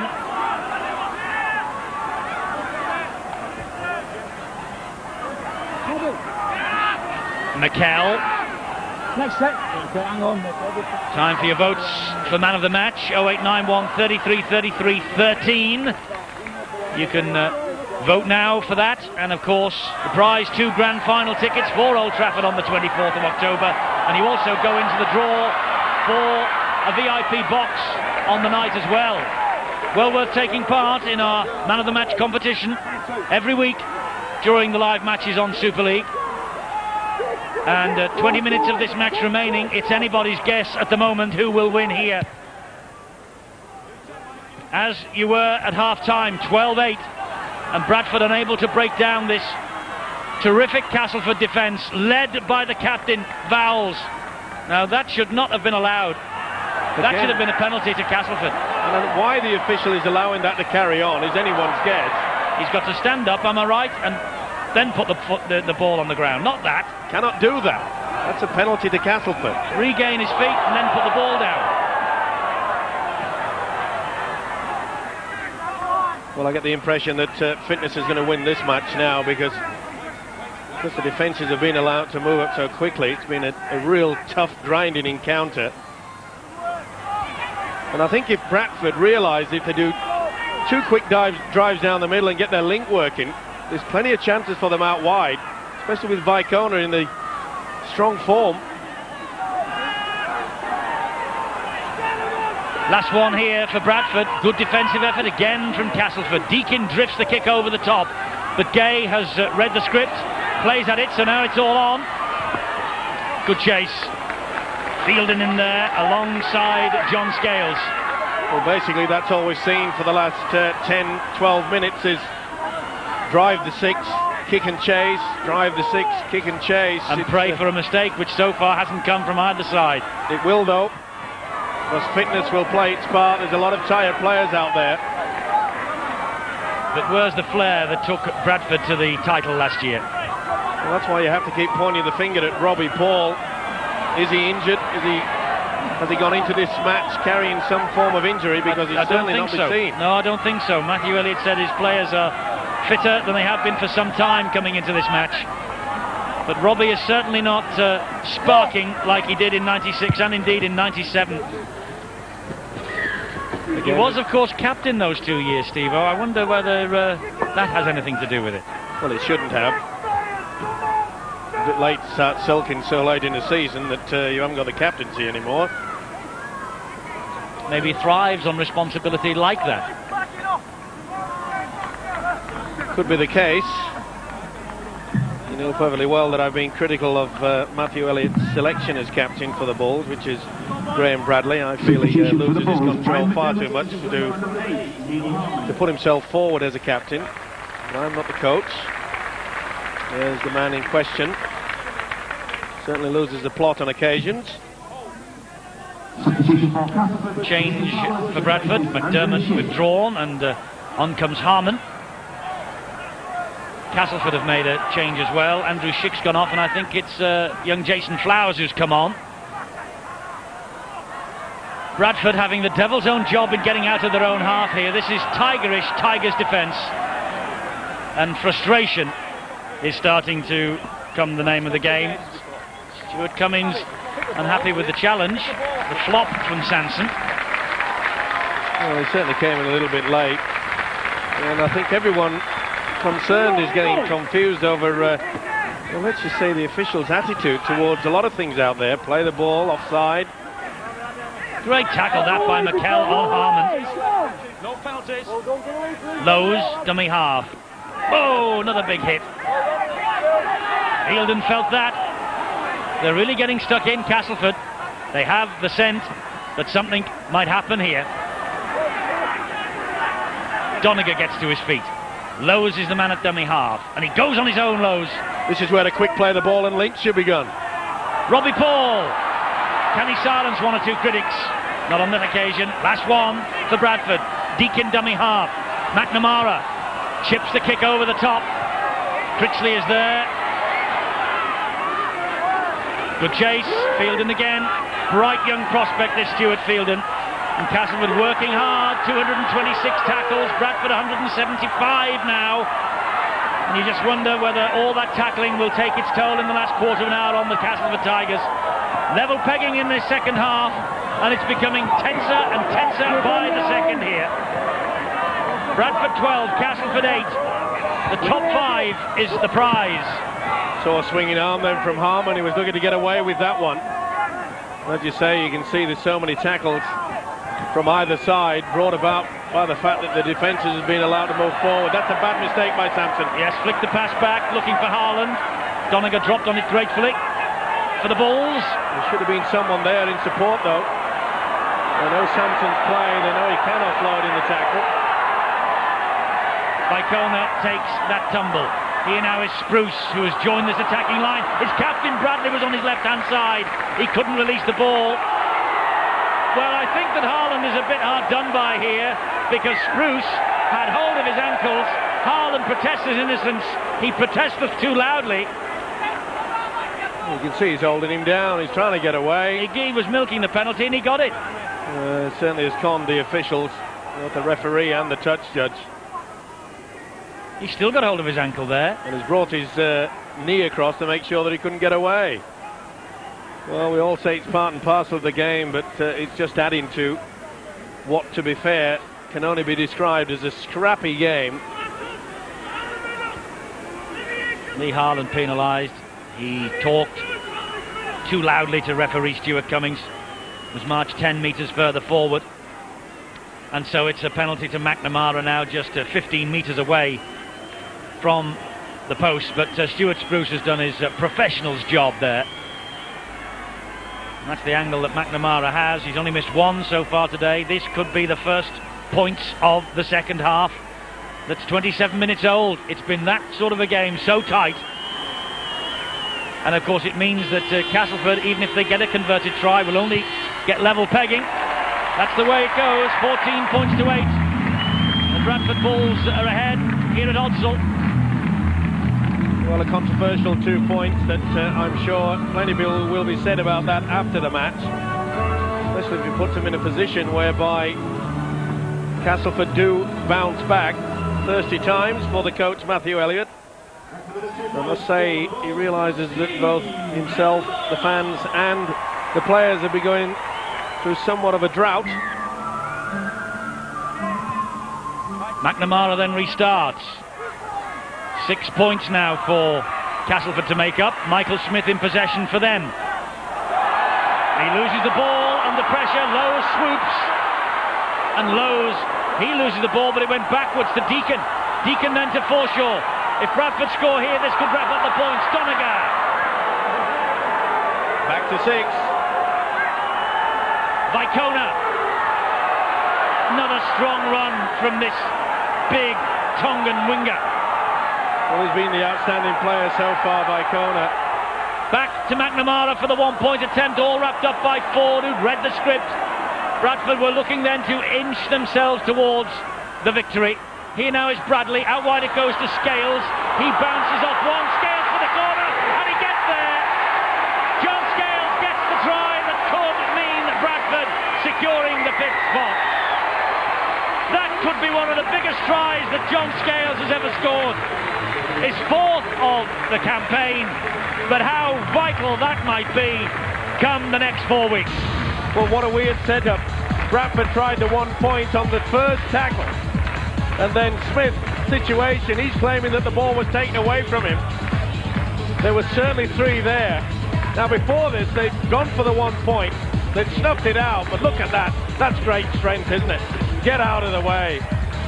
Now, was it stolen away? We'll see it clearly now. Or was Smith trying to offload?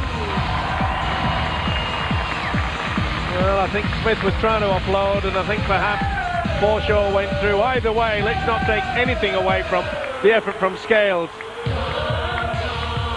Just pushed him out of the way. They really should have got to him in the first instant. Critchley went far too high on that attempted tackle from John Scales.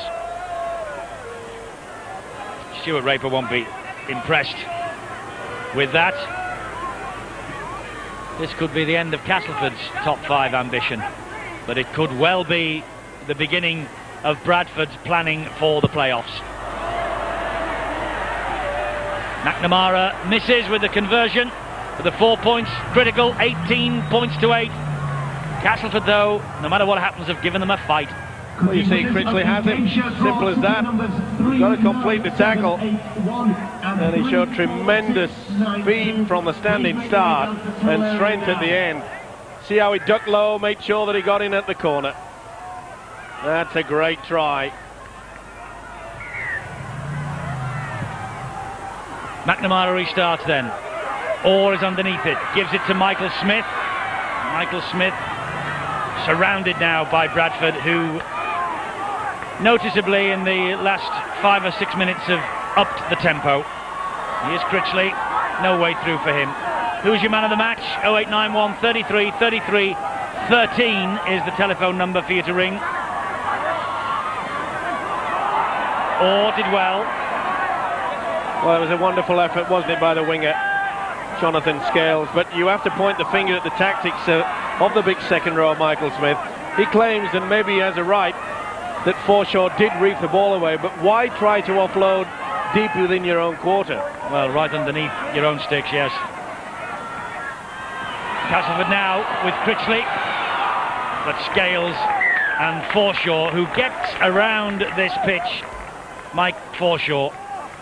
We'll discuss the top 5 implications of this match and the weekend in the world of Super League Wednesday at 8, Sky Sports 3, and of course we also have the first round of highlights from the playoffs to bring you from Australia. They're building up towards their grand final, and we now begin to think about our grand final up here.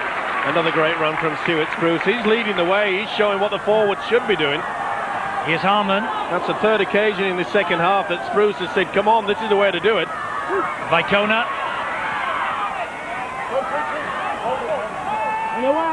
Wells and Maloney with the tackle. I think we might see some open football now. They're a bit confident, Bradford. Oh, good stuff from James Lowes. Oh, then a mistake underneath his own sticks by Orr. That could easily have been a knock-on. It wasn't. I think it came off his knees. The crowd didn't like it, but I think the official got it correct. He missed it completely and then dropped on it. McKell thought about the offload, thought better of it. Not the best pass from Haaland.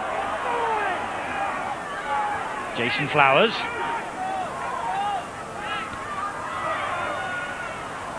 Good ball back on the inside. Haaland. Castleford now know they've got to give this ball some air if they've got any chance. It's now a battle between them and the Bradford defence. Good defence again from Vicona.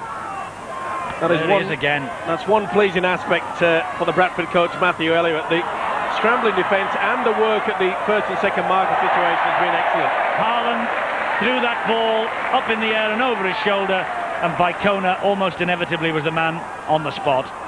Well, it's panic time now, isn't it? Time's running out for the Tigers. They've got to try something. Robbie Paul. And that's not the best way, but they need something out of the bag. Forshaw does well, finds Deacon, he finds Vicona. Vicona's had a big game. All it needs from him is another try to add to his 12 he's got so far this year in Super League. 13 in 20 League and Cup for Vicona. Well, surely they'll be setting up for the one-pointer here. Deacon spinning. Drive to the sticks, that's what's needed. McNamara, Robbie Paul, Graham Bradley. Still making progress, Bradley, before he's hauled down 8 metres short of the line. Lowes is the dummy half. Down the short side he goes. Smith's come up with a blunder again. Bradford have got 6 more tackles. Worth the option. Michael Smith made a poor attempt at that. Bobbling all over the joint. Forshaw to Lowes. Lowes to McNamara. Charge from Doniger. Held up by Jason Flowers and Dean Sampson. Lowes dummy half. Lowes trying to pinch one himself. Sampson gets to him. And Sampson got a crack on the head by the looks of things. Here's Stuart Spruce. Not tackled, was able to get up and continue the run, but only for another half a metre. Lowes dummy half. Trying to plunge one, and Lowes gets one. James Lowes from dummy half, something he's done so many times during his career. And James Lowes wraps up this match for the champions now with his 5th try of 1998, crowning his 300th career appearance today with the 4 points that sends Bradford 4 points clear in 5th place in Super League. The hooker has played his part for this victory. Good effort again, shows the upper body strength, holds them all off and just plonks the ball over the line. Nothing that Jason Flowers could do about that. It was this kick that made a mistake from Smith. He's been instrumental in many of the attacks from the Bradford Bulls this afternoon as a hooker, James Lowes. Took him a while to get back into the swing of things after his injury early in the season, but he's back to his best, controlling things at the dummy half, and every right to be pleased about that. Matthew Elliott now feels relaxed enough to be able to sign a jersey or two, because he knows that his team have opened up that 4-point lead in 5th spot. McNamara now to try and add 2 more points. Slides it over this time. 24 points to 8. It's been a brave effort from Castleford, but at the end of the day, Stuart Raper knows that Bradford perhaps have outmuscled them. Brad Davis shakes his head. Maybe he doesn't agree with that view. But the mascots are happy enough. And if the top 5 stays the way it is at the end of this Bank Holiday Monday, Bradford are on their way to a match against St Helens at Knowsley Road in the first round of playoffs. And how good that will be. Well, they can definitely seal it, can't they, if they have a victory next week. Oh, bad mistake. No big call for that football. Luckily, it went behind them. For Gets it away to Vowles. Big hit by Vicona. Well, that's one of the highlights of the game. He came straight in for the loose forward. Vowles didn't like it either. Been a frustrating afternoon for them. But the Bulls are on the charge now. They really are up for this. 24-8. They know they got those 2 vital points. Yes, they have 2¼ minutes of the match remaining. No way back for Castleford now, but a very high penalty count in this match. 12 of them have gone to the Bradford Bulls, 21 in all then. And really, you can't blame Stuart Cummings for blowing the whistle, but it has not added to the entertainment. Well, he can keep blowing all he likes, but I mean, when you get a penalty nearly every 4 minutes, what's wrong with the 2 cards that he's got in his pocket? That usually helps. It was well claimed there by Danny Orr, and again he got the toe to it, but just too deep. Spruce is able to watch that over the dead ball line. Well, he's tried hard as Danny Orr, the standoff for the Tigers. Number 2, Tavita Vicona. Well, you couldn't fail to have heard the PA announcement that Tavita Vicona is the local man of the match for the Bradford Bulls, but the one, of course, that matters is the Sky Sports man of the match. Still time for you to get your votes in. 0891 33 33 13.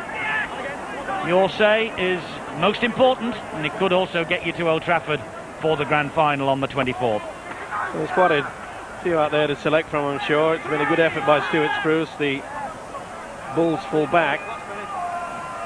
Obviously the winger, Tavita Vicona. Bradley fed by Forshaw, and he hacks it forward, Graham Bradley, but it won't stay up on the little hill in the corner. Tried to use the conditions here at Hodsall in a favourable way.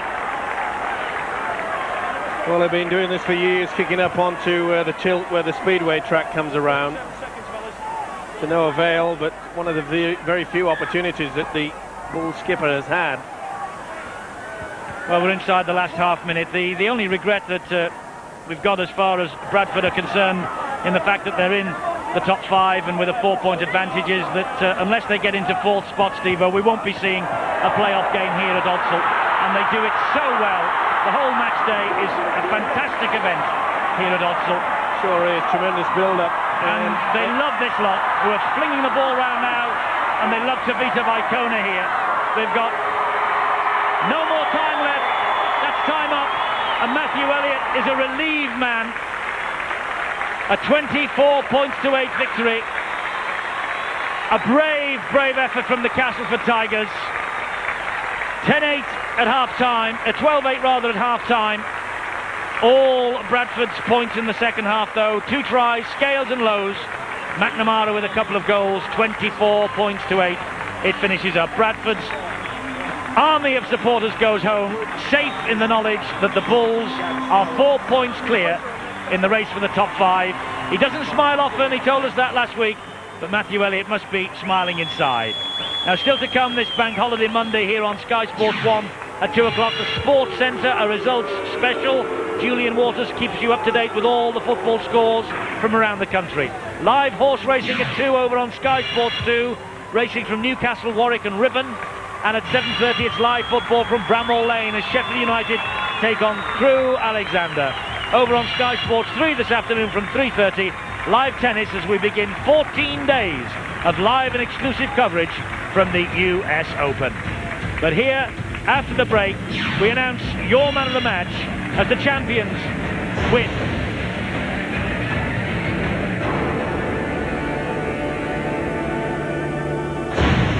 Super League on Sky is sponsored by JJB Sports.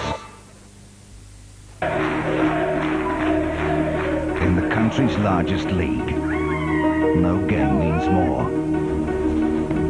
No rivalry greater. No goal more treasured. Where the future is nurtured and the boot deal is you earn your stripes. The heart and soul of football. The Nationwide League, Sheffield United versus Crewe, tonight 7:30, Sky Sports 2. 36, check wipers.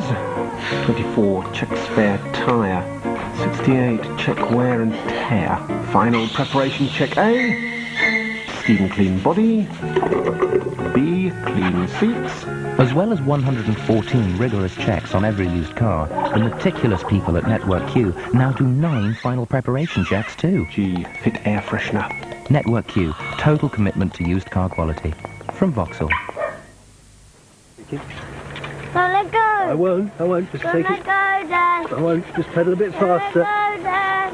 A bit faster, go on. I can tell you now. Go on. I can tell, don't Go on, let go. keep going. Keep going. Don't let go. Go on. Don't let go. Go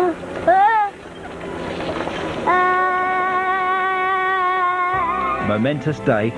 Tell someone about it. I can ride on your bike now, Grandpa. BT, it's good to talk.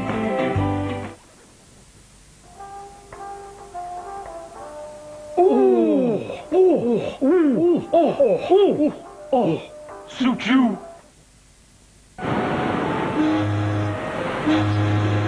It's easy to build your own ship. Building the Bounty, a collection of everything you need to build a model of the Bounty, as well as a complete encyclopedia of sailing and the sea. Part 1 of the encyclopedia, together with parts for the model and instructions, at a fantastic price. From double glazing, crazy paving, everyone's saving for everything they're craving. New car, used car, van that's second-hand, small boys toy car, tall boys home bar. Nationwide really knows how to make your money grow. Everyone's saving for rainy days and sunny days. For CDs, TVs, PCs and videos, everything for exercise, all you need for buy-buys, water beds, daughter's beds, all for poster. Crockery, cutlery, cooker and toaster. Old extension causing tension. Holiday on Costa Brava, Costa, lots of saving harder. Number 8 anticipates forthcoming weddings, next door neighbours, wives in labour, university anniversaries. Meanwhile, mum smiles at a new nursery. Whoever you are, whatever you want to save for, it pays to decide nationwide. Your hands touch so much of your life. Every day they carry germs around your home. Germs that some other antibacterial liquid soaps may leave behind.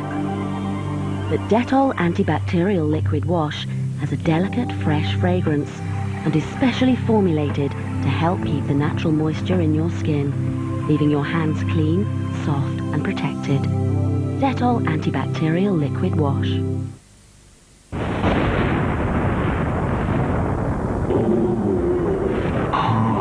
Heartburn, jumping acid, burning fire.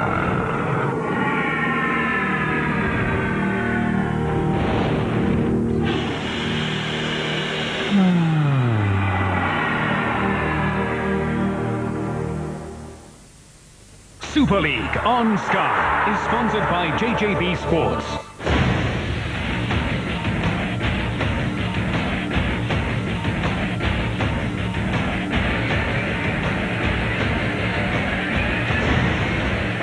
So Bradford Bulls have won by 24 points to 8, and they are safe in the top 5 now with a 4-point advantage over Castleford, London, Sheffield and the rest. Now then, the man of the match. Danny Orr had a big game, so did Steve McNamara, but Tivita Vicona caught your eye, and no wonder, he was the local man of the match as well. Here he is now talking to Angela Powell. Tivita Vicona, man of the match. You've got £200 worth of sports equipment courtesy of Puna for the school or amateur club of your choice. Who's it going to be? It's going to go to Steve McNamara's team, Scale Bowls in East Hall. A good game, a hard game, wasn't it? But you got it at the end. Yeah, we knew they've got nothing to lose, and we had to win today with the results yesterday. And yeah, it was hard, but we got the point. There was a feeling that it was like a game of chess, and it was the one who really had the nerve at the end that was going to win that. As I said, they had nothing to lose, and we knew we need to control the ball. And at the end of the day, I think we scored the points through the mistakes. So you've got good top 5 chances then now, and the playoffs loom. Yes, there's no reason why we shouldn't make the 5, and with today's good win, we're confident we'll be there, top 5. Thanks, Tivita. Thanks a lot. Well done to Vita Vicona. Well done. Another Angela. Angela Stanworth from Scarborough, who wins the Viewers' Man of the Match competition. Angela's on her way to Old Trafford on the 24th of October, and your name, Angela, also goes into that draw for the VIP box on the big night as well. Well, we spoke to him on Wednesday of last week in World of Super League, and we said he doesn't smile very often. Who is he? The Bradford Bulls coach. He must be smiling tonight, though, or this afternoon, surely, because Bradford are on their way to the playoffs, we fancy. Here he is with Angela. Matthew Elliott obviously smiled at the end of that one. 2 hard-fought, hard-won points. I thought it was a really gripping game of rugby league and a high-quality game. And even though I felt like we were dominating there, Castleford came up with some great defensive plays to keep us out. And when a side's only 4 points behind you, you can't help but feeling a little bit of anxiety. And near the end as well, you really showed that your keep pushing, your go forward is going to get you the game in the end. Well, we talked about intent all this week. I know the ability exists in the squad to scare a lot of teams.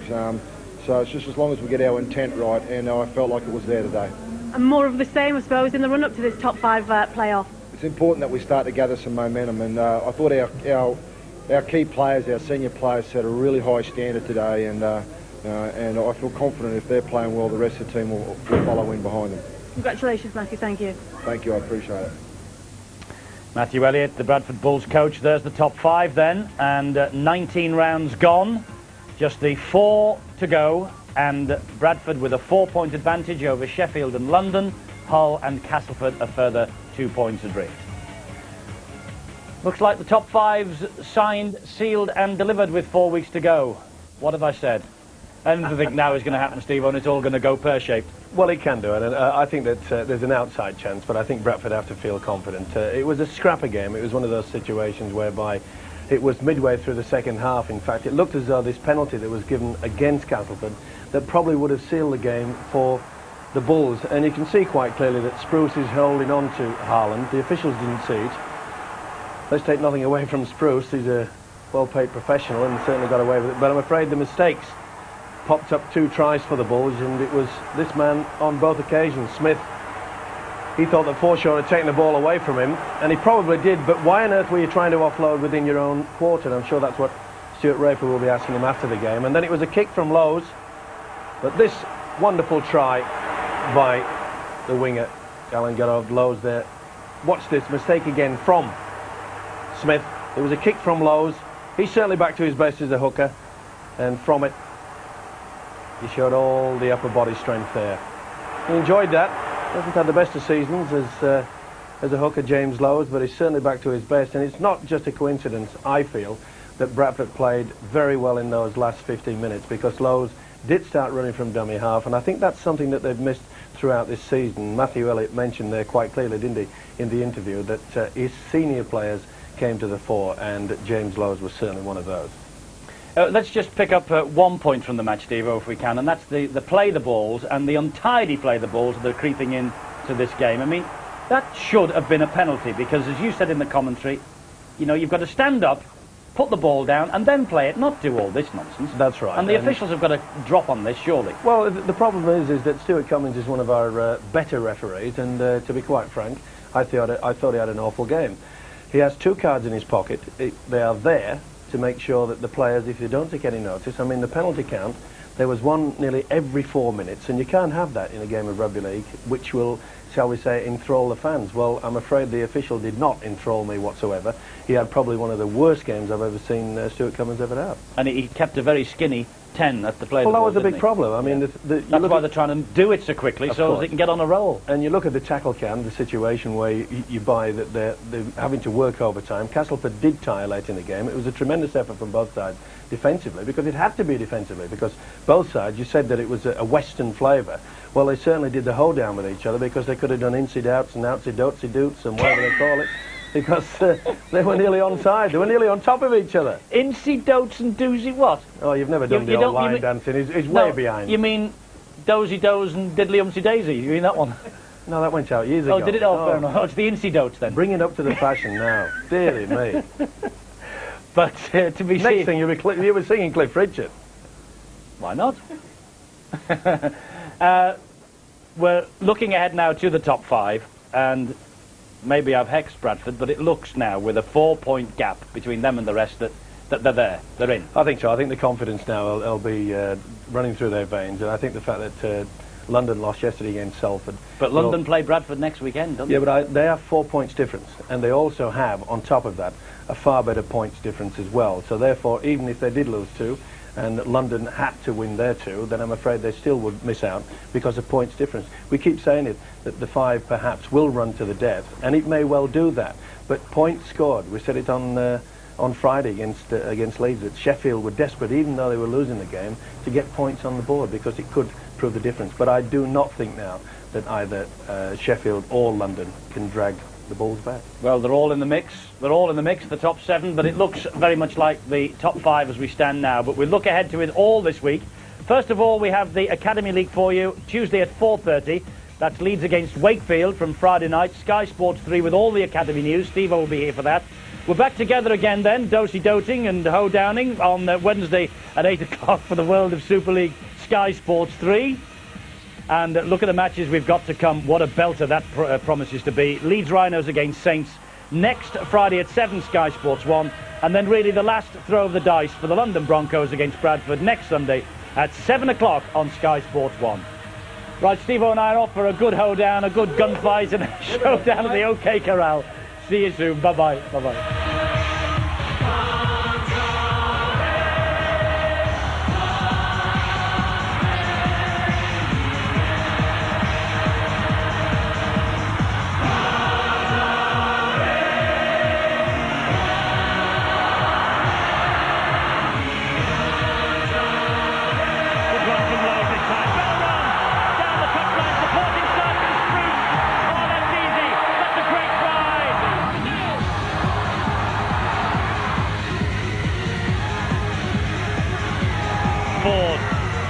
Boot to ball.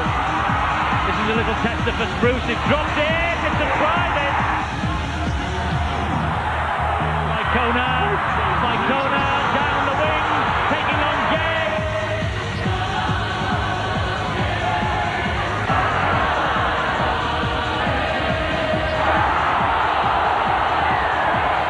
Here now is Bradley. Out wide it goes to Scales. He bounces off one. Scales for the corner, and he gets there.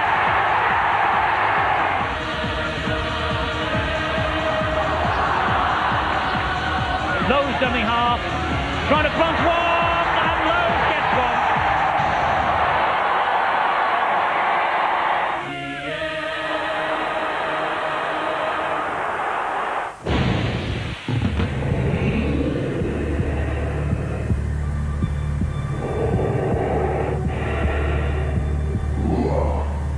Super League on Sky is sponsored by JJB Sports.